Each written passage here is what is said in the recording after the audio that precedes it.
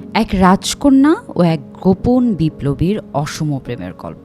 1857 সালের সিপাহী বিদ্রোহের সময় ব্রিটিশ শাসনের বিরুদ্ধে ভারত চলছে।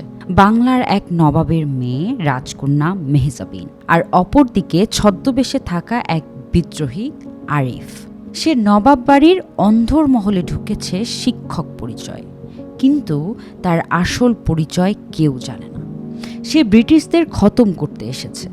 মেহজাবিন ছিল বইপ্রেমী, সাহসী, অথচ বন্দী প্রাসাদের প্রাচীরের মাঝে। আরিফ বই পড়তে এসে দেখে রাজকন্যার চোখে আগুন।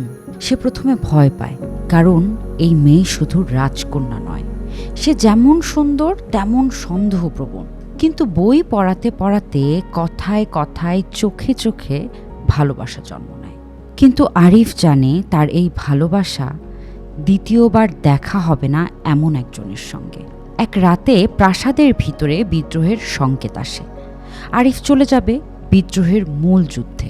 যাওয়ার আগে সে মেহজাবিনের ঘরের বারান্দায় দাঁড়িয়ে বলে, তুমি আমায় ঘৃণা করতে পারো, কিন্তু আমি তোমার প্রেমে পড়েছি, আর আমি বাঁচলে ফিরব, আর মরলে তোমার নাম নিয়েই মরব।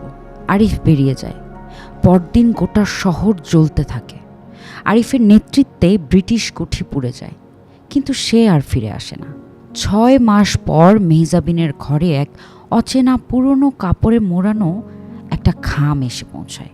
ভেতরে আরিফের হাতের লেখা, তোমার চোখ আমাকে যুদ্ধের সাহস দিয়েছিল, তুমি ছিলে আমার শেষ চিঠি, আর আমি ছিলাম তোমার প্রথম বিপ্লব।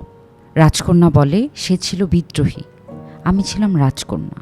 আমরা জানতাম এই প্রেম ইতিহাসের পাতায় থাকবে না, তবুও ভালোবেসেছিলাম।